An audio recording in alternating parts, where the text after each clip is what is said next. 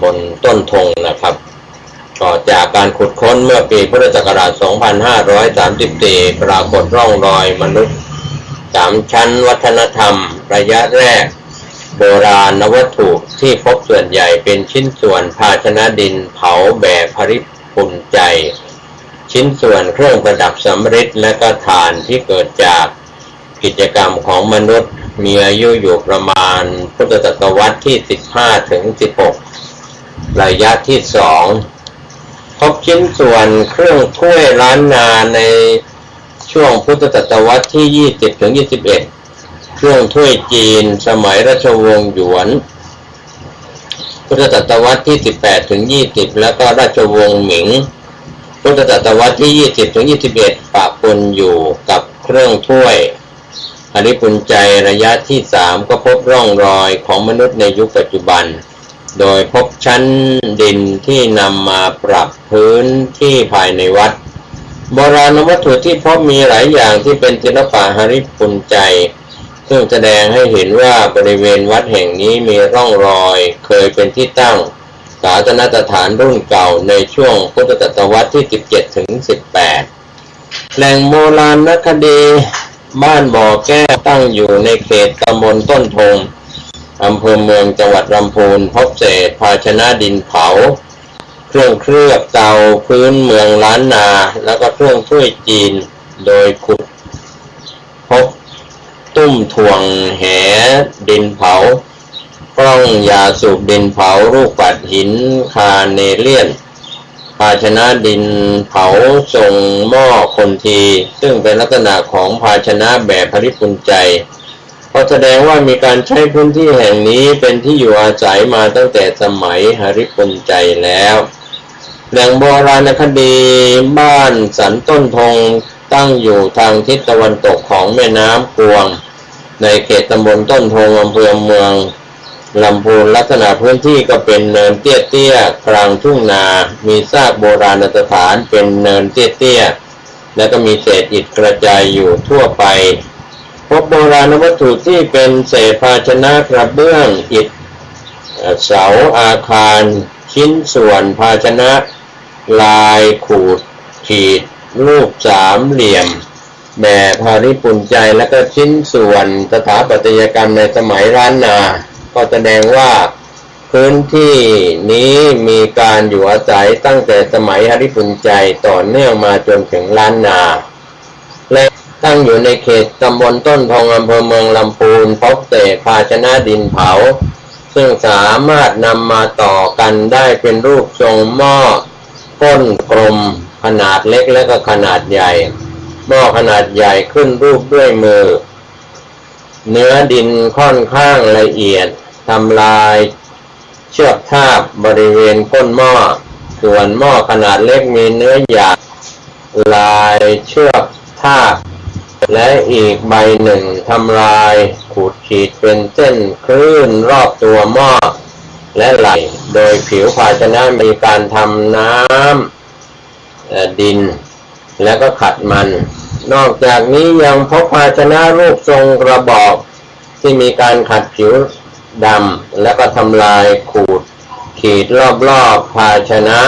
และยังพบกระดูกมนุษย์ถูกฝังอยู่ร่วมกับภาชนะดินเผาดังกล่าวพื้นที่นี้จึงน่าจะเป็นแหล่งฝังศพของกลุ่มคนพื้นเมืองดั้งเดิมที่ดำรงชีวิตตั้งถิ่นฐานอยู่บริเวณที่ราบริมแม่น้ำแหล่งโบราณคดีวัดสันริมปิงตั้งอยู่ในเขตตำบลริมปิงอำเภอเมืองลำพูนจากการสำรวจเมื่อปีพุทธศักราช 2528 พบโบราณวัตถุจำพวกเศษภาชนะดินเผากระจัดกระจายโบราณวัตถุที่พบส่วนใหญ่เป็นของใช้ในชีวิตประจำวันและโบราณวัตถุที่เกี่ยวเนื่องกับการสร้างที่อยู่อาศัยหรือศาสนสถานแหล่งโบราณคดีเมืองโบราณตั้งอยู่บนเนินเขาในเขตตำบลลี้อำเภอลี้จังหวัดลำพูนนั้นก็ได้มีการสำรวจเมื่อปีพุทธศักราช 2525 พบหลักฐานทางโบราณคดีประเภทภาชนะดินเผาตะกันครกดินเผา สากดินเผาเครื่องถ้วยจีนเครื่องมือเหล็กเครื่องมือหินสรุปได้ว่าเมืองโบราณแห่งนี้มีอายุอยู่ประมาณพุทธศตวรรษที่20จนถึงกลางพุทธศตวรรษที่22แหล่งโบราณคดีบ้านทาปราดุกตั้งอยู่ในเขตตำบลทาปราดุกอำเภอแม่ทาจังหวัดลำพูนนั้นก็เป็นแหล่งฝังศพของมนุษย์สมัยก่อนประวัติศาสตร์ตอนปลายพบเมื่อปีพุทธศักราช 2539 โบราณวัตถุที่พบก็ได้แก่โครงกระดูกมนุษย์1โครงขวานหินขัดขนาดเล็ก1ชิ้นภาชนะดินเผาหลายใบประตูเมืองและกำแพงเมืองของเมืองลำพูนนั้นเคยมีกำแพงเมืองล้อมรอบก่อนที่จะถูกรื้อลงระหว่างปีพุทธศักราช 2490 ถึง 2500 แนวกำแพงเมืองเดิมนั้นเป็นแนวกำแพงที่บูรณะขึ้นมาในสมัยของพระเมืองแก้วโดยยึดแนวเดิมที่สร้างในสมัยแรกที่ตั้งเมืองหลักเป็นกำแพงก่ออิฐตลอดทั้งแนวก็มีความกว้างประมาณ3เมตรตัวกำแพงแบ่งออกเป็น2ส่วนฐานสูงประมาณ3เมตรกับส่วนด้านบนเป็นเชิงเทินที่ประดับใบเสมาประตูเมืองมีอยู่โดยรอบด้านทิศใต้มีประตูลี้ปัจจุบันไม่เหลือให้เห็นแล้วทางด้านทิศตะวันออกที่ติดกับลำน้ำพวงนั้นมีประตูใหญ่หน้าเมืองเรียกว่าประตูท่าขามหรือว่าท่าข้ามปัจจุบันคือสะพานท่าขามนั่นเองถัดขึ้นไปทางทิศเหนือบริเวณหน้าวัดพระธาตุหฤคุนชัยเป็นช่องประตูแคบๆเรียกว่าประตูท่าสิงห์ถัดขึ้นไปอีกไม่ไกลก็เป็นประตูท่านางทางด้านทิศเหนือมีประตูช้างสีซึ่งเดิมมีความกว้างเพียง3เมตรประตูเมืองด้านทิศตะวันตกมีเพียงประตูมหาวันปัจจุบันคงเหลือของเดิมให้เห็นเฉพาะส่วนฐานของประตูด้านเหนือส่วนด้านใต้คงเหลือเพียงกองอิฐเตี้ยๆบางส่วนกู่ช้างกู่ม้าเป็นโบราณสถานที่ตั้งอยู่บนที่ราบริมฝั่งแม่น้ำกวงในเขตอำเภอเมืองลำพูนจากเอกสารตำนานพงศาวดารและเรื่องราวที่เล่าสืบต่อกันมากล่าวว่ากู่ช้างเป็นเจดีย์ที่สร้างขึ้นเพื่อบรรจุซากของพญาช้างคู่บารมีของเจ้ามหันตยศโอรสของพระนางจามเทวีพญาช้างเชือกนี้ชื่อว่าปู่กำงาเขียว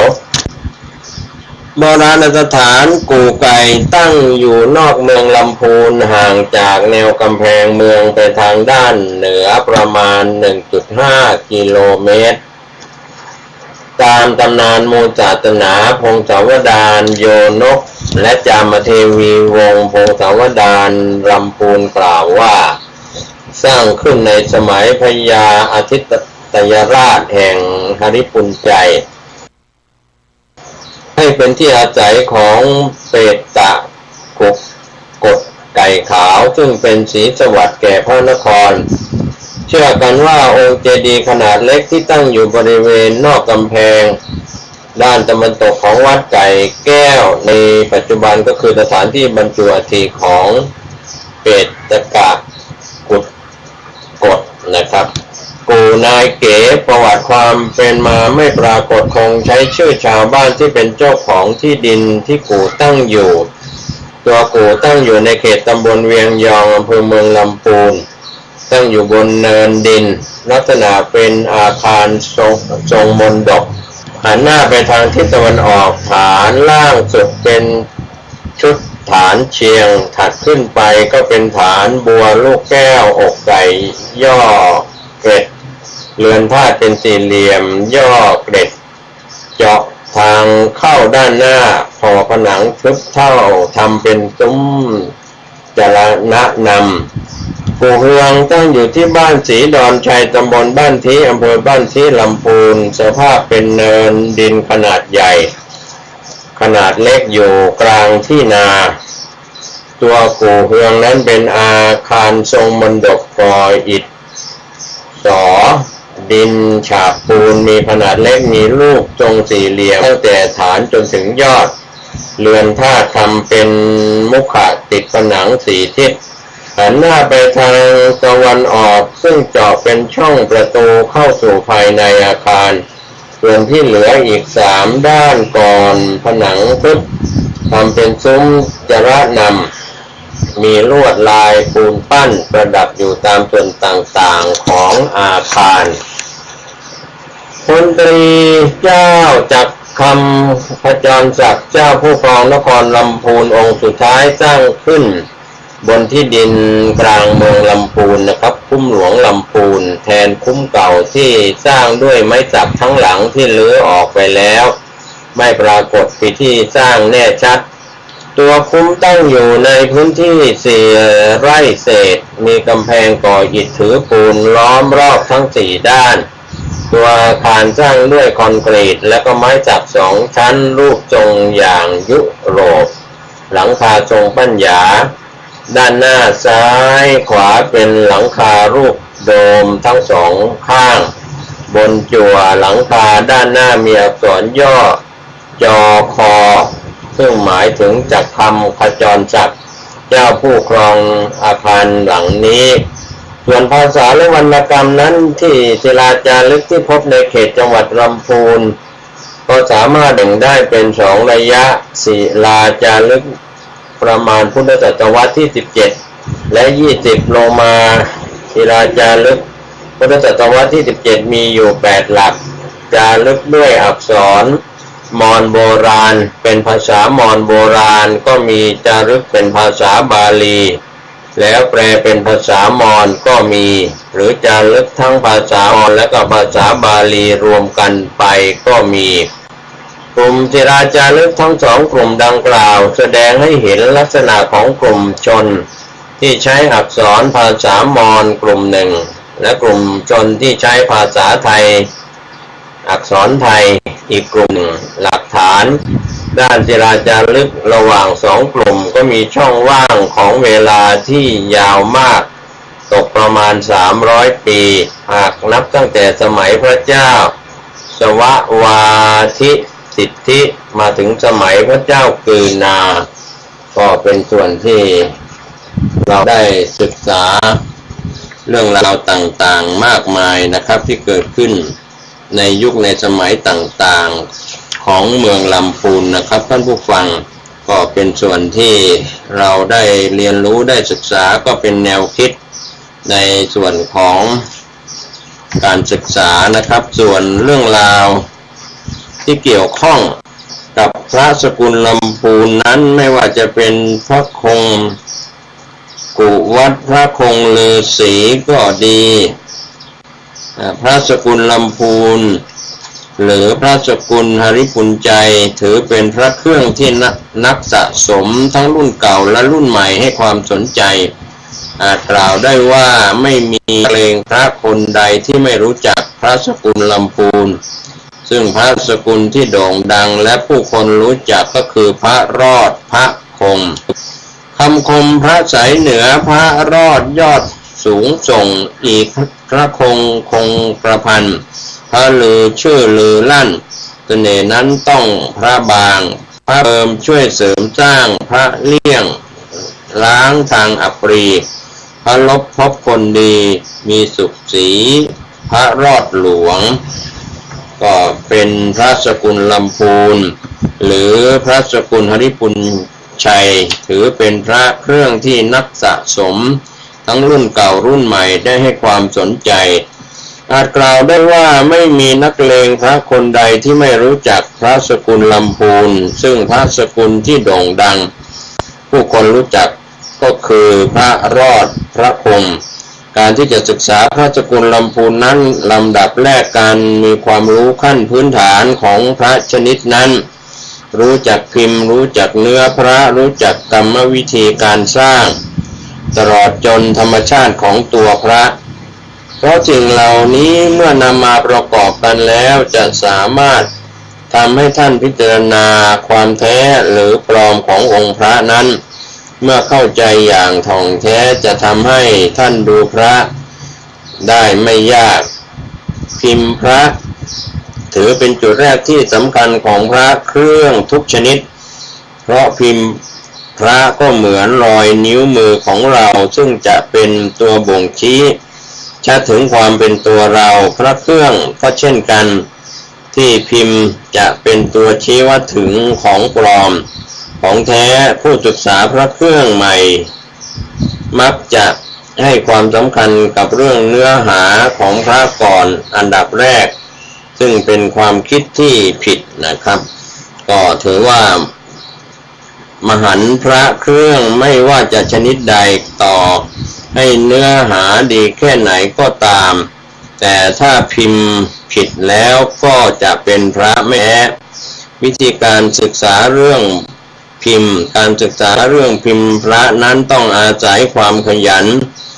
ช่างสังเกตแล้วก็จดจำเช่นพระคงที่มีใบโพที่มีใบโพกี่ใบแล้วแต่ละใบมีปลายชี้ไปทางไหนก้านโพมีกี่ก้านลักษณะก้านเป็นอย่างไรลักษณะแขนมีการวาดวงแขนอย่างไรดังนั้นผู้ศึกษาต้องพยายามจดจำไปเรื่อยๆโดยสังเกตจากพระชนิดเดียวกันหลายๆองค์อย่างสม่ำเสมอจะทำให้เกิดความเคยชินต่อพิมพ์พระนั้นๆโดยไม่รู้ตัวเมื่อไปเจอพระที่มีลักษณะพิมพ์ผิดเพี้ยนไปก็จะทำให้รู้ถึงความผิดปกติในทันทีเช่นเซียนพระหรือก้านโพผิดถึงจะเป็นที่มาของคำว่าผิดพิมพ์แล้วเมื่อผิดพิมพ์แล้วก็ไม่ต้องไปดูจุดอื่นต่อไปเพราะดูจุดอื่นต่อไปเช่นดูเนื้อก็อาจจะเกิดการเข้าข้างตัวเองต่อจากนั้นก็จะเกิดความโลภเมื่อเกิดความโลภก็จะพยายามดูให้แท้และทำให้ตัดสินใจผิดได้นะครับส่วนตำหนิในแม่พิมพ์หรือตำหนิพระเนื้อดินนั้นมักจะเกิดในส่วนลึกของพระพิมพ์นั้นการศึกษาเรื่องตำหนินั้นวิธีที่ดีที่สุดก็คือการศึกษาและสังเกตด้วยตัวเองจากพระหลายๆองค์พระเมื่อมาจากแม่พิมพ์เดียวกันก็จะมีตำหนิบางจุดเหมือนกันโดยที่ไม่ผิดเพี้ยนกันไปการได้ดูและตำหนิด้วยตัวเองจะทำให้เข้าใจถึงลักษณะของตำหนิมิติความคมของตำหนิยกตัวอย่างเช่นตำหนิตัวหนอนของเม็ดบัวพระคงตำหนินี้เป็นตำหนิที่ถูกถ่ายทอดมาตั้งแต่สมัยโบราณฉะนั้นมันก็เป็นเรื่องปกติที่พวกมือฝีทำพระปลอมก็จะทำให้มีเส้นตัวหนอนเหมือนกับในตำราแต่ว่าเส้นตัวหนอนที่เกิดจากแม่พิมพ์จะไม่มีทางเหมือนกับเส้นที่เกิดจากการแต่งขึ้นมาแน่นอนและการที่เราจะรู้ได้ก็คือต้องสังเกตด้วยตัวเองจากพระแท้ๆนะครับท่านผู้ฟังธรรมชาติของแม่พิมพ์พระสกุลลำพูนทุกชนิดจะมีอยู่2ประเภทพระฟอร์มตรงกับพระฟอร์มแอนส่วนพระที่มีลักษณะการห่อตัวจากด้านข้างหรือพื้นผนังที่มีลักษณะเป็นแอ่งกระทะจะเป็นพระปลอมทั้งสิ้นสาเหตุก็คือพระถอดพิมพ์จากซิลิโคนนั่นเองส่วนพระแท้หรือพระเก่านั้นทำมาจากแม่พิมพ์ดินเผาการกดพิมพ์จะเป็นในลักษณะปั้นดินมาเป็นก้อนแล้วกดลงไปในแม่พิมพ์แล้วปาดหรือว่าคลึงด้านหลังก็ตามแต่ผู้กดดินเนื้อเกินจะปริ้นไปตามขอบของแม่พิมพ์พระเกิดเป็นรอยพับรอบองค์พระโดยเฉพาะรอบพับที่ก้นซึ่งถือว่าเป็นเอกลักษณ์ของพระสกุลลำพูนเลยก็ว่าได้นะครับหากไม่มีรอยพับที่ก้นสันนิษฐานไว้ก่อนว่าเป็นของปลอมแต่ยกเว้นกรณีพระฝนที่คนสมัยโบราณจะนำพระไปฝนเพื่อเข้ากรอบ ษาแหลกหรือกรอกกระเช้าที่จับตัวพระเรียกว่ากระเช้าที่จับกับตัวพระนะครับท่านผู้ฟังพระถอดพิมพ์จากที่กล่าวมาแล้วว่าพระปลอมมักจะทำมาจากแม่พิมพ์ที่เป็นซิลิโคน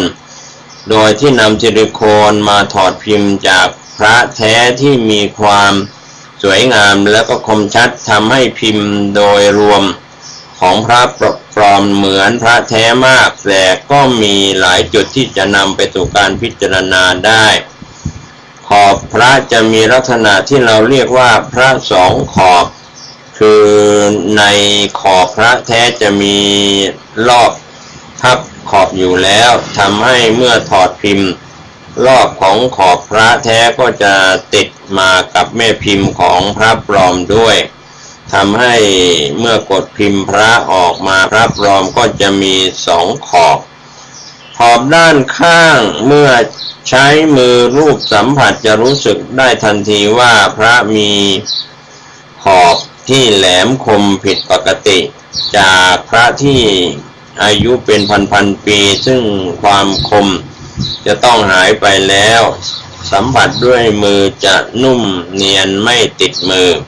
พระจะมีลักษณะห่อตัวและพื้นเป็นแอ่งกระทะลักษณะเป็นแอ่งเหมือนเหรียญครูบาศรีวิชัยปี 2482 พระแม่พิมพ์ที่แห้งแล้วจะมีการหดตัวโดยเฉพาะพื้นหลังที่มีลักษณะเป็นแนวราบ